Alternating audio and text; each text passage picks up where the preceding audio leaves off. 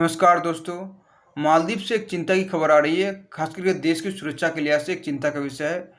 मोहम्मद मुइज़ जो वहाँ के राष्ट्रपति है, उन्होंने जो चाइना को परमिशन दिया है कि वह खेती के नाम पर आए यहाँ पे और यहाँ करके जो मिलिट्री बेस बनाए। इस बात का जो आरोप जो वहाँ की विपक्ष पार्टी MDP मालदीवियंस डेमोक्रेटिक पार्टी के चेयरपर्सन फैयाज इस्माइल ने लगाई है। उन्होंने कहा कि मोहम्मद मुइज़ सरकार जो है एक चीनी कंपनी को कृषि के नाम पर एक ज़मीन दिया है और वहाँ पे जो मिलिट्री बेस बनाने का परमिशन दिया है, जबकि उत्तराथिलु आइलैंड जहाँ पे ये बन रहा है, जो खेती मिलिट्री बेस बन रहा है, परमिशन दिया बनाने का, वहाँ वो एक बंजर और पथरीला ज़मीन है। तो ऐसे में वहाँ पे कृषि की अनुमति कैसे दी जा सकती है। उन्होंने कहा कि चाइना एक तरह से वहाँ पे जो नमक में जो है पेड़ पौधे लगाने का काम कर रहा है, जबकि वहाँ पे जनता को बसाया जा सकता है।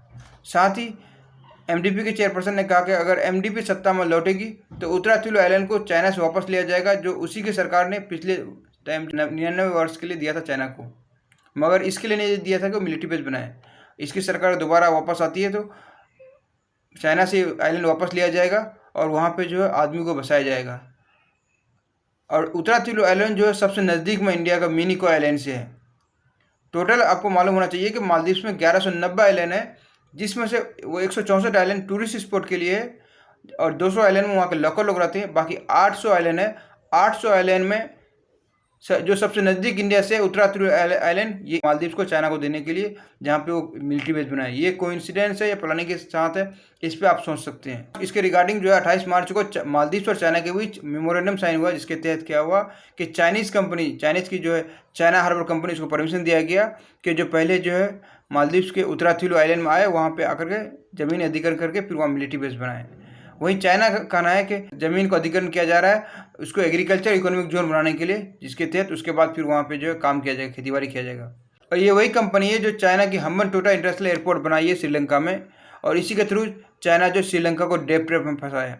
और ये कंपनी के ऊपर बांग्लादेश में बैन भी लगाया गया है, क्योंकि यही कंपनी ने जो है बांग्लादेश के सीनियर ऑफिसर को ब्राइब देने की कोशिश किया गया था। और ये कंपनी जो है डायरेक्टली लिंक है PLA से, पीपल्स लिबरेशन आर्मी, जो चाइना की मेन आर्मी है पीपल्स लिबरेशन आर्मी, उससे डायरेक्ट लिंक है, क्योंकि वहाँ पे जितने मिलिट्री ऑपरेशन होता जाता है, मिलिट्री ऑपरेशन प्रोजेक्ट्स वगैरह जो है यही कंपनी करती है, चाइना हार्बर कंपनी। और ये कंपनी जो है एक स्पेशल कमीशन के तहत वर्क करती है, जो डायरेक्टली चाइना की स्टेट काउंसिल है उसको रिपोर्ट करती है।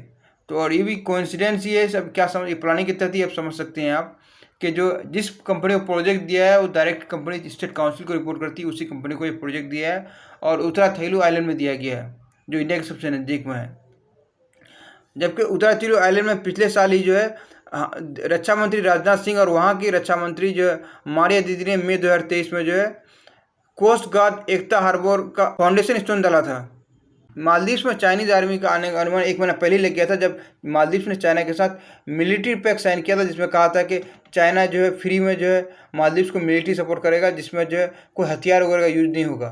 तो तब जो इस बात का अंदाज़ा लग गया था कि जो मिलिट्री बेस वहाँ पे बनने वाला है। मोहम्मद मुइज़ पर ये आरोप लगता है तो अगले दिन वो सफाई में चाइना के रिगार्डिंग कुछ भी नहीं बोलते हैं, सिर्फ यही कहते हैं कि मालदीव्स में जो इंडियन ट्रूप है वो इस महीने के लास्ट तक बचा हुआ ट्रूप्स निकल जाएगा यहाँ से।